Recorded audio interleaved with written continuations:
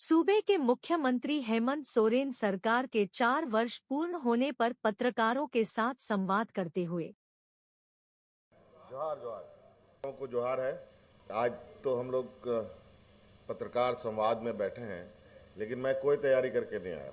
नहीं नहीं, मुझे थोड़ा सा रात में लगता है ठंडा का असर हो गया था, इस चक्कर में। लेकिन सब काम करना है तो मिला जुला करके सब खींचा जा रहा है। तो आप साथी लोगों की भी चिंताएं थी, तो हम लोगों ने कहा कि चलो थोड़ा आप लोगों से भी संवाद कर लिया जाए। भागम भाग में बहुत सारी बातें, आप लोगों की इच्छाएं थी, वो नहीं हो पा रही थी। तो हमने सोचा कि कुछ वक्त आप लोगों के साथ भी बिता लिया जाए, क्योंकि आप लोग भी बहुत अहम कड़ी हैं। तो हम चाहेंगे कि आप साथियों से ही बातें आए, तो हम लोग शुरू करें। किधर से शुरू होंगे? अच्छा, देखिए, कल 29 दिसंबर सरकार के 4 साल पूरे होने को हैं, और इस संदर्भ में आप भी जानना चाहते हैं, राज्य भी जानना चाहता है कि सरकार ने ये 4 साल कैसे कार्य किया। तो इस संदर्भ में लगभग चीज़ों के गवाह आप रहे हैं समय पर समय। लेकिन मैं यही कहना चाहूँगा कि सरकार तो ज़रूर हम लोगों ने बनाई, लेकिन मुझे लगता है जिस तरीके से सरकार को हम लोगों ने और इस राज्य को दिशा देने का पूरा एड़ी चोटी एक किया, वो किसी से छुपा नहीं है। सरकार ठीक से बनी हुई नहीं थी, कोरोना महामारी आया, कोविड आया, लॉकडाउन हुआ, और चूंकि झारखंड देश का सबसे पिछड़ा राज्य है, यहाँ किसान, मजदूर तबके के लोग, गरीब, पिछड़े, आदिवासी, दलित, पिछड़ा बहुल्य राज्य है। ऐसी आपदाएं इनके लिए एक अभिशाप के बराबर होता है। और आपने देखा कि इस वैश्विक महामारी में और राज्यों के अनुपात में हमारे राज्य में जो अफरा तफरी और जो एक भयावह स्थिति होने की शंका थी, उसको हम लोगों ने पूरे डट कर मुकाबला किया, और काफ़ी शांतिपूर्वक हम लोगों ने उस वैश्विक महामारी का भी सामना किया।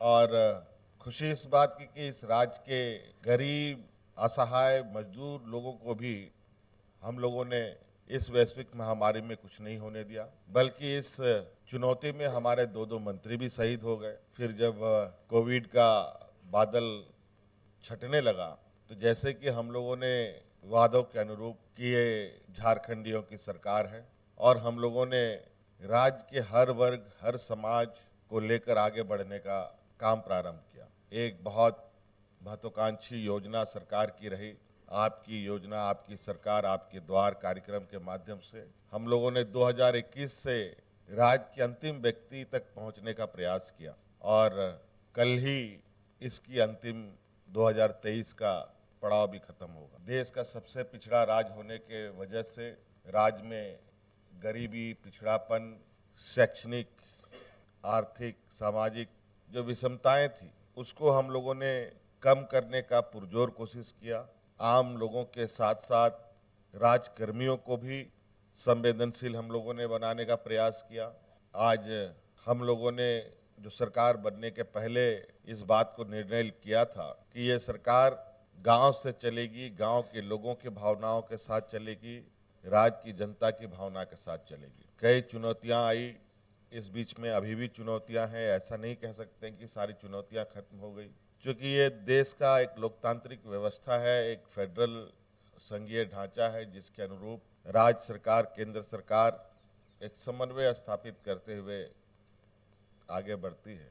लेकिन मैं जहां तक झारखंड जैसे पिछड़े राज्य को एक सहयोग की आवश्यकता है, उस अनुरूप हमें कम सहयोग मिला। उसके बावजूद हम लोगों ने अपने कदमें नहीं रोकी, और निरंतर हम लोग आगे बढ़ते रहे।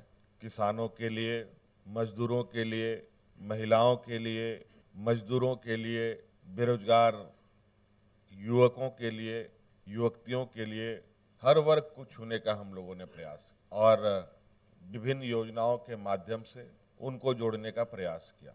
आप सबको मालूम है, हमारे राज्य में 80% के लगभग का जो संख्या है, वो लोग ग्रामीण परिवेश में रहते हैं, और मुझे लगता है कि इस राज्य का अगर सर्वांगीण विकास की राह पर चलने का अगर हम संकल्प लेते हैं, तो झारखंड में गांव को छोड़े बगैर विकास की राह पर आगे बढ़ना संभव नहीं है। हमारा ये मानना है कि गांव मजबूत होगा तो शहर मजबूत होगा, शहर मजबूत होगा तो राज्य भी मजबूत होगा। राज्य बने हुए 20 साल हो गए, 23वां साल चल रहा है अभी। 2025 में ये युवा राज्य के रूप में गिनती में आएगा। लेकिन मुझे लगता है कि इस नवजात झारखंड को पालने, पोसने, बड़ा करने का और इसको मजबूती प्रदान करने की जो जिम्मेवारी थी, जो हमारे विपक्ष के लोगों को सबसे अधिक मौका मिला। लेकिन आज ये कोई नहीं कह सकता कि आने वाले 25वें साल में झारखंड इतना मजबूत हो चुका है कि ये हर चुनौती से लड़ सकता है। आज इस झारखंड की आत्मा को, इस झारखंड के जड़ को हम लोग निरंतर प्रयासरत हैं कि जो इसमें कमियां थी या कमजोरियां थी उसको खत्म किया जाए और आगे बढ़ाया जाए।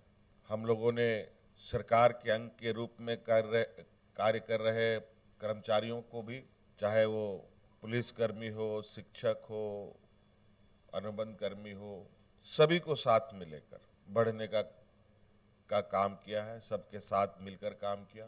आज हमारे राज्य के कर्मी और देश के लगभग सभी कर्मचारी अपनी पुरानी पेंशन को लेकर आए दिन चिंताओं से ग्रसित होकर सड़कों पर उतरते हैं। आपको मालूम होगा कि पुराना पेंशन स्कीम शायद देश में पहला ये राज्य था जिसने ये लागू किया। उसके बाद कई राज्यों ने भी लागू किया और कई राज्यों में इसकी मांग भी है। इसके साथ साथ चूंकि राज्य सबसे गरीबी का प्रकोप झेल रहा है, इसको लेकर राज्य के सभी बुजुर्गों को, सभी असहाय महिला, जो विधवा महिलाएं हैं, जो परित्याग महिलाएं हैं, जो विकलांग लोग हैं, सभी को हम लोगों ने सर्वजन पेंशन से जोड़ा। मुझे लगता है कि इस राज्य की जो पहली प्राथमिकता, जोहार जोहार को जोहार है।